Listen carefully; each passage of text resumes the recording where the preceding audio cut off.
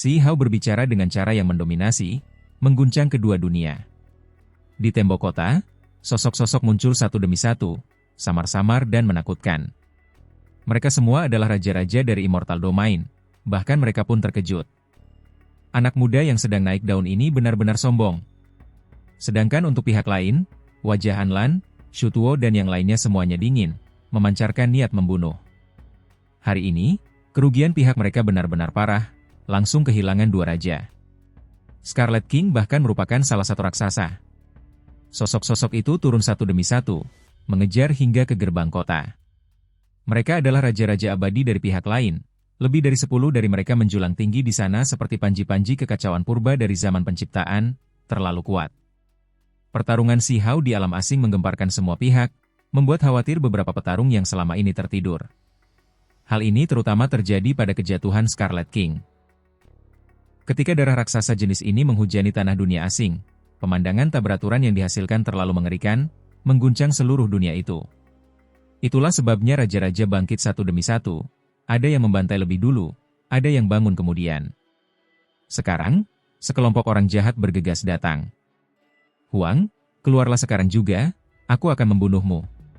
Dahulu kala ada seorang raja abadi dari negeri asing, yang kendati telah menjadi raja bertahun-tahun, namun masih saja marah besar, bahkan lebih hebat dari anak muda, yang berteriak-teriak di sini.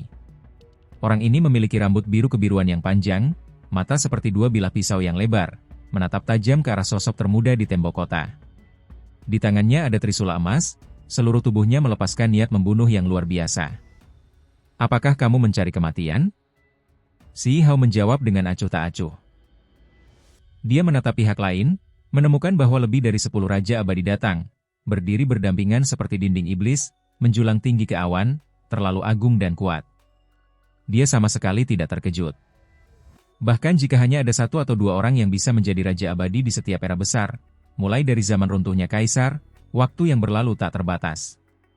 Akumulasi wilayah asing juga menjadi cukup mengejutkan. Dia tahu bahwa ini belum semuanya, bahwa pihak lain pasti mempunyai raja yang belum muncul.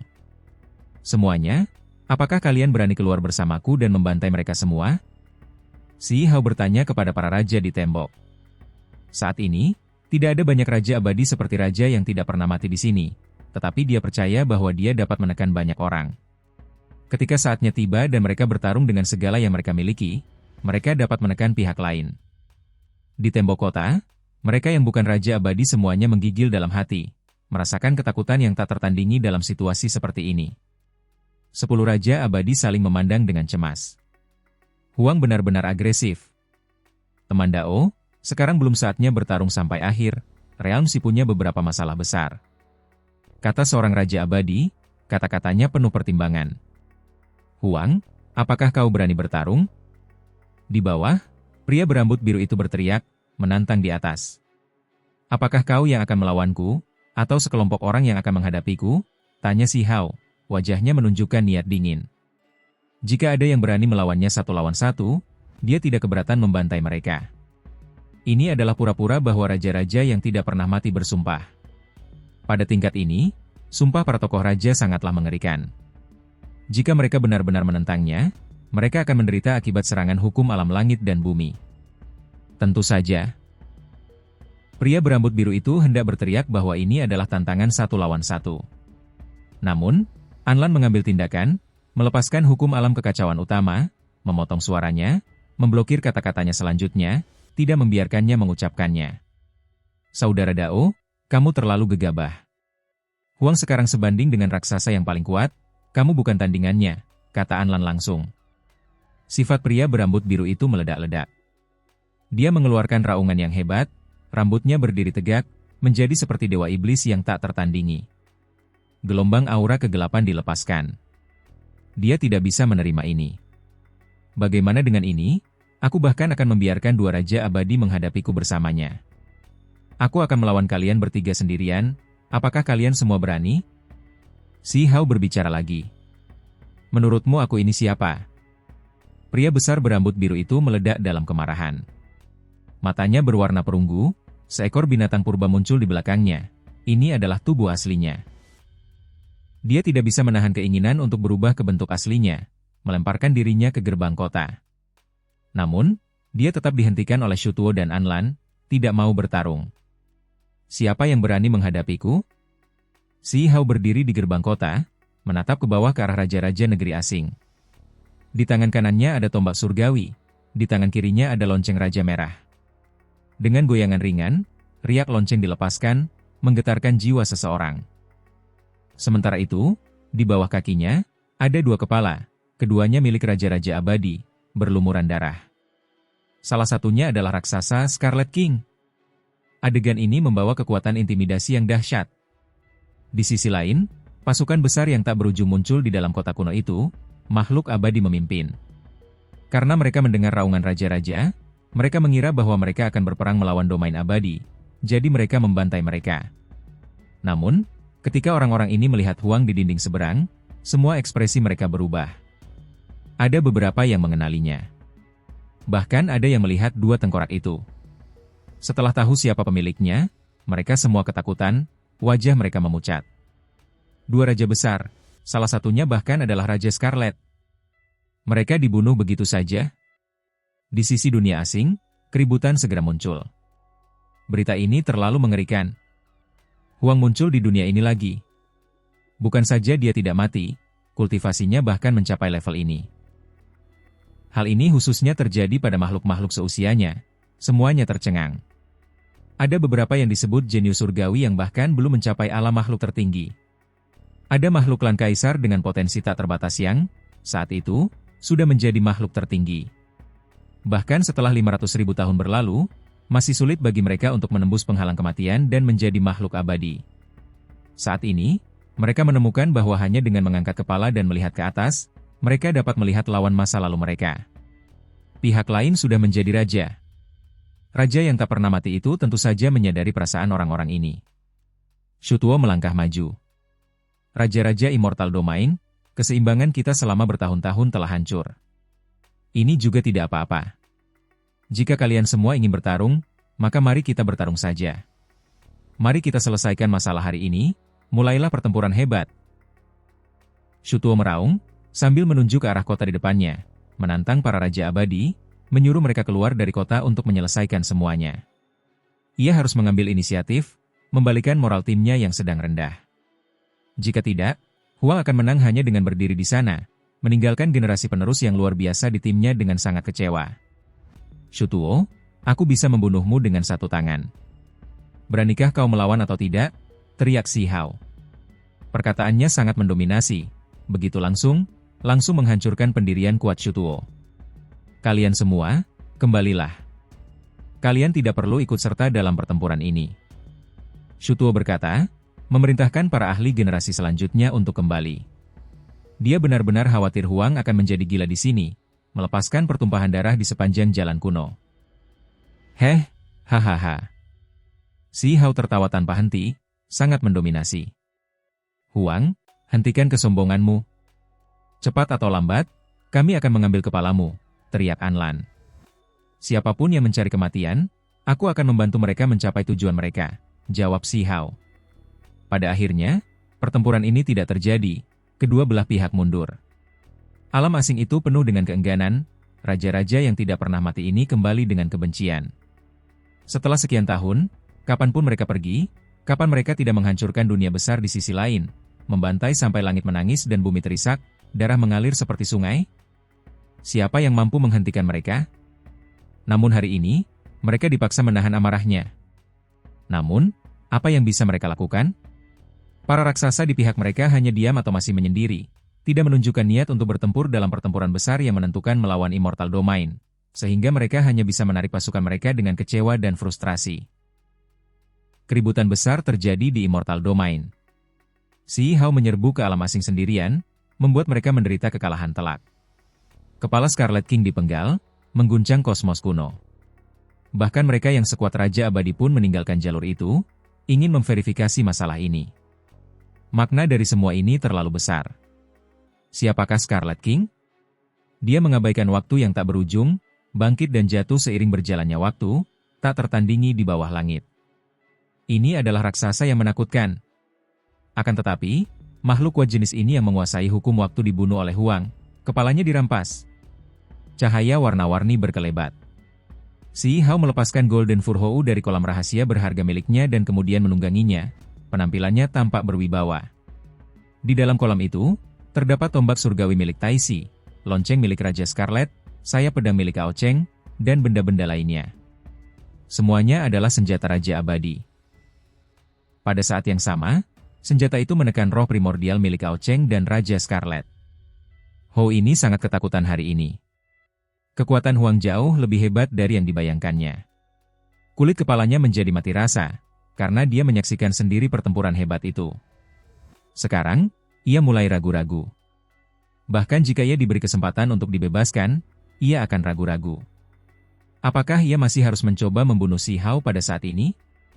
Rasanya jika hal itu benar-benar terjadi, maka itu sama saja dengan mencari kematian. Akan tetapi, mungkinkah ia benar-benar harus bersujud dan rela menjadi tunggangan Huang? Meskipun daonya memiliki kekurangan, bukan Raja Abadi murni, makhluk-makhluk di dunia luar tetap menyebutnya Raja.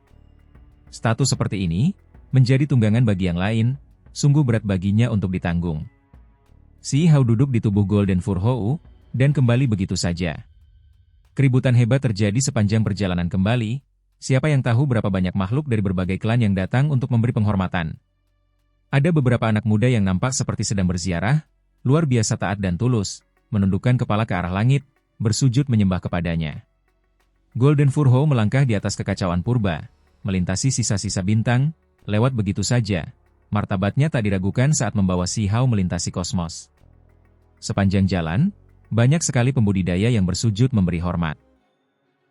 Pada kenyataannya, selama seseorang menjadi Raja Abadi, akan ada banyak pengikut, yang mampu mengendalikan hamparan kosmos dan mengubahnya menjadi ritual dao mereka sendiri.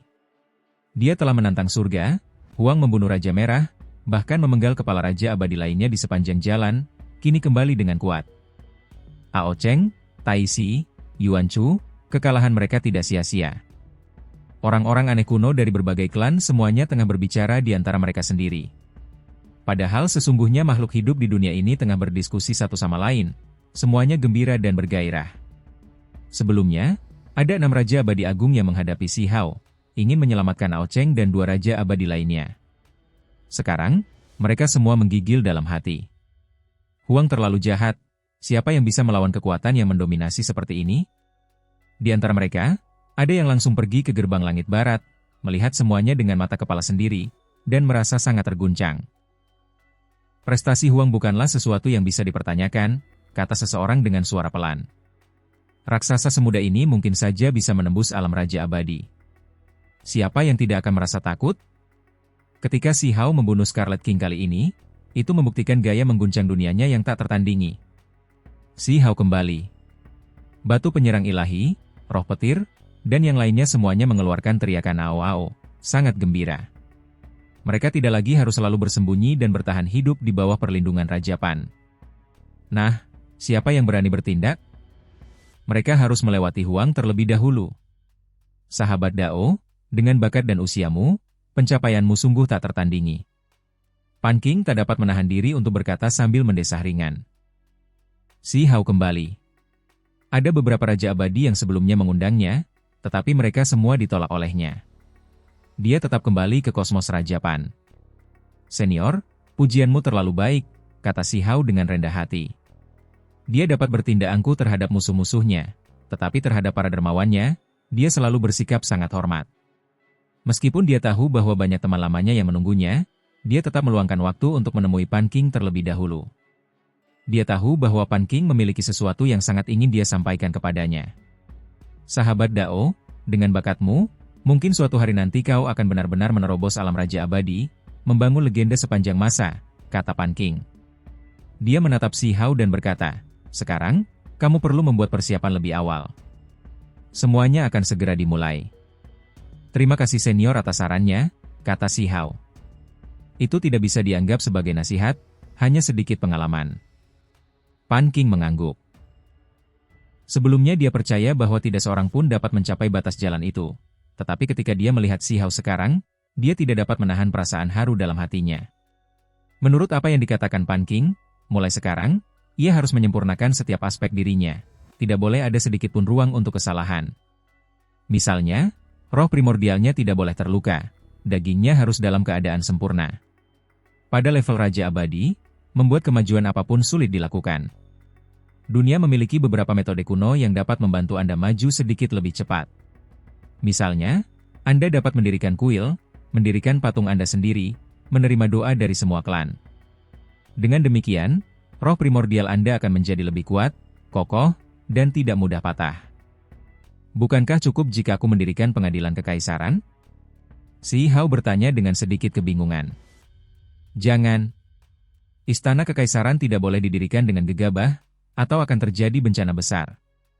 Pan Qing memperingatkan. Dari dulu hingga sekarang, semua orang yang sia-sia berusaha mendirikan istana kekaisaran tewas, tidak ada satupun dari mereka yang mendapat akhir yang baik.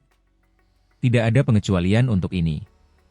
Bahkan mereka yang berhasil menembus alam Raja Abadi dan melihat fajar alam kaisar masih menemui kesimpulan yang suram. Jika hanya orang-orang dari satu era saja, itu lain ceritanya, tetapi ini terjadi di beberapa era. Beberapa pengadilan kekaisaran didirikan, tetapi semuanya runtuh pada akhirnya. Bencana menimpa semua klan ini, hampir semuanya musnah total. Sang Jagal, seseorang di laut alam, adalah ahli yang tak tertandingi, seseorang yang bisa menyebut dirinya raksasa yang tak tertandingi bahkan di laut alam. Leluhurnya sebelumnya telah menyelesaikan metode kultivasi domain abadi bersama dengan yang lain. Kata Pan Qing. Leluhur si Jagal, dia benar-benar seseorang dengan kemampuan luar biasa. Kekuatannya sama hebatnya dengan beberapa raja abadi kuno. Mereka semua berani membantai untuk mencapai sisi laut alam, berani menyerang istana kuno pembimbing yang runtuh. Akan tetapi, raja-raja tua yang abadi itu akhirnya semuanya meninggal, dan istana kekaisaran yang mereka dirikan bersama pun runtuh. Pada akhirnya, hanya tinggal si Jagal dan satu atau dua orang lainnya yang lolos dari bencana. Sisanya semuanya sekarat, garis keturunan mereka hilang selamanya. Si Hao menghirup udara dingin. Ini benar-benar mengerikan. Dia pernah mendengar tentang hal ini sebelumnya.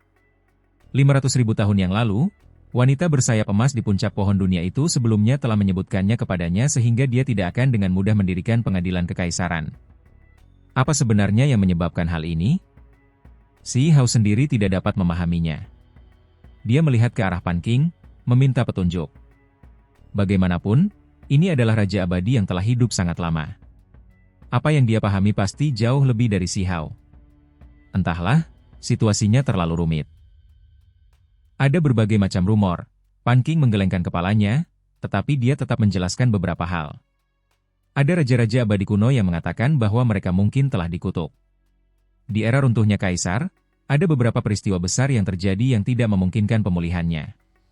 Ada yang mengatakan bahwa itu karena kegelapan, hal yang tidak menguntungkan dan tidak menyenangkan yang menentang istana kekaisaran. Begitu seseorang benar-benar membangunnya, maka istana itu akan diserang, dan kemudian sepenuhnya dimusnahkan. Ada yang mengatakan bahwa istana kekaisaran mungkin pernah ada sebelumnya, sangat mulia, tetapi sayangnya, istana itu menghabiskan semua kekayaannya di era runtuhnya kaisar, sehingga disertai dengan bencana. Itulah sebabnya siapapun yang berani mendirikan istana kekaisaran setelahnya pada dasarnya telah membayar kembali kekayaan yang besar. Ucapan-ucapannya semuanya berbeda-beda, satu lebih tidak dapat diandalkan daripada lainnya. Si Hao mengerutkan kening, dia merasa semua ini tidak masuk akal. Masalah ini memang sulit untuk dikatakan, tetapi pada akhirnya, yang terbaik adalah jika kamu tidak mengungkapkannya untuk menghindari mendatangkan malapetaka pada dirimu sendiri. Pan Qing memperingatkan. Itu adalah satu hal di alam bawah. Lagi pula, itu tidak pernah menyentuh tingkat Dao abadi yang lebih tinggi. Namun, di wilayah ini, berbeda. Sampai-sampai mata banyak keluarga kuno menjadi merah. Siapa yang ingin menggunakan nama istana kekaisaran? Jika itu ditetapkan, efeknya pasti akan hebat. Namun, siapa yang berani melakukan hal seperti itu? Ada pepatah lain. Kau harus tahu bahwa ada jejak samar jejak kaki di Dam World. Ada yang menduga bahwa jejak itu ditinggalkan oleh eksistensi yang berhubungan dengan istana kekaisaran di era runtuhnya kaisar, mengira bahwa eksistensi itulah yang meninggalkan jejak kaki itu. Jejak kaki itulah yang menyebabkan generasi demi generasi raja abadi maju gelombang demi gelombang, mengejarnya, memasuki laut kerajaan, berharap tiba di tujuan akhir. Setelah melintasi tanah kegelapan, di sanalah misteri terbesar berada. Pan Qing mendesah dengan penyesalan. Si Hao menunjukkan ekspresi terkejut. Bahkan misteri istana kekaisaran akhirnya menunjukkan batas laut alam? Tanah Kegelapan, Istana Kuno Bimbingan, Istana Kekaisaran, semuanya memiliki tujuan yang sama. Kamu harus membangun beberapa kuil. Orang-orang di dunia sering melantunkan nama kita, yang dapat memungkinkan roh primordial Raja Abadi kita menjadi semakin kokoh dan tidak dapat binasa, kata Pan King. Di bawah Raja Abadi, ketika patung mereka ditahbiskan di kuil, yang diperoleh adalah energi iman. Sementara itu, pada level Raja Abadi, maknanya menjadi sangat berbeda, dapat memperkuat roh primordial. Ada hal semacam ini? Si Hao tercengang. Ia selalu mengira bahwa ketika ia mendirikan istana raksasanya, memperoleh doa dari semua klan, yang diperolehnya hanyalah kekuatan kemauan, yang berhubungan dengan keimanan, yang mampu membantunya membangun tubuh dewa. Sekarang, sepertinya ada beberapa rahasia lainnya.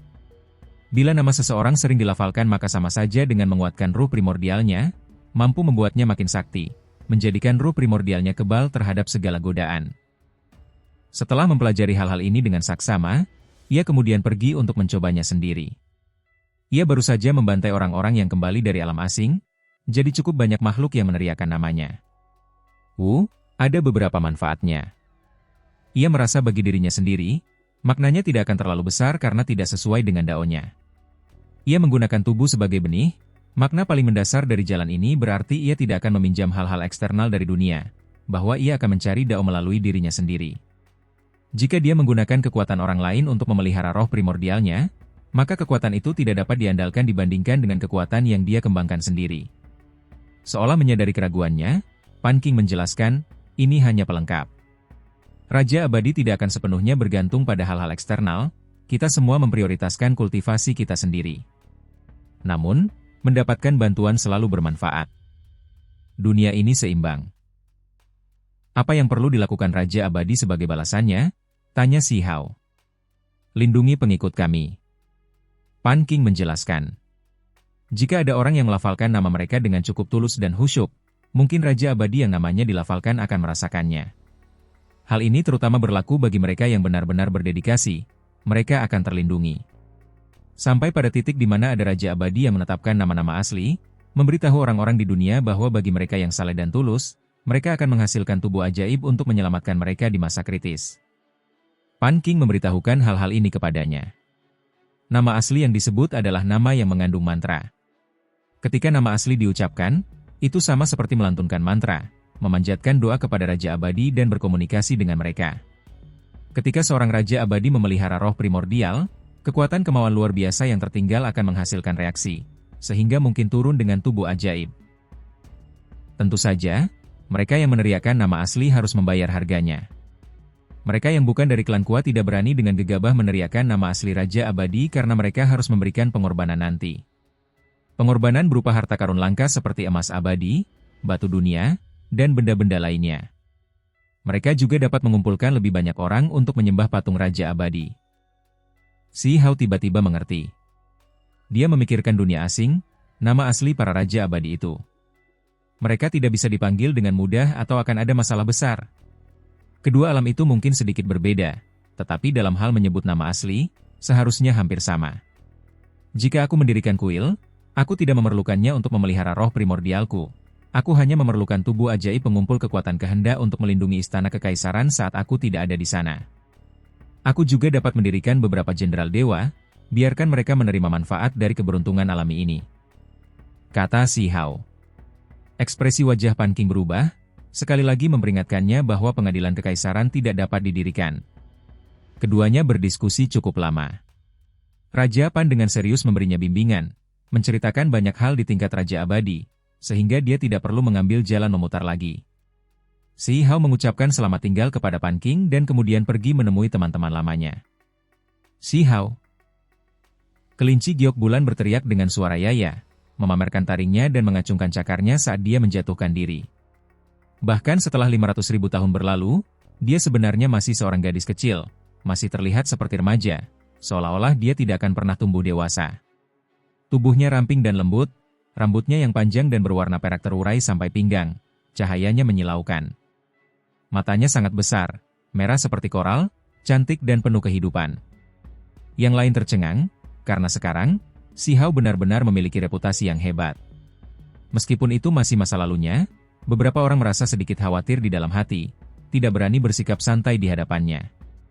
Bagaimanapun, dia sekarang adalah seorang raja abadi, mampu berdiri bersama dengan raksasa terkuat di domain abadi, mampu membunuh raja abadi. Semua klan tidak berdaya menghadapinya. Namun, kelinci giok bulan tidak peduli dengan hal ini, berteriak sambil bergegas mendekat. Wajah mungilnya yang cantik berkerut, kesal saat dia berteriak, "Kau langsung menghilang selama 500.000 tahun. Tahukah kau betapa khawatirnya kami? Berapa banyak air mata yang kami tumpahkan tanpa hasil?" Ketika Si Hao mendengar ini, meskipun dia sekarang sudah menjadi raja abadi, hatinya seperti besi, dia masih merasakan gelombang kekecewaan dan frustrasi. 500.000 tahun, dia telah kehilangan banyak hal, banyak orang sudah menjadi tua. Pada saat yang sama, hatinya terasa hangat. Dia membelai rambut panjang putih berkilau milik kelinci giok bulan, bersiap untuk mengubahnya menjadi sarang burung. "Ah! Aku akan melawanmu sampai mati." Kelinci giok bulan berteriak, berjuang sekuat tenaga. Kilin seputih salju di sampingnya mengecilkan lehernya. Ini adalah salah satu keturunan dari 10 iblis. Tepatnya si kecil yang dipeluknya di masa lalu, sekarang sudah dewasa.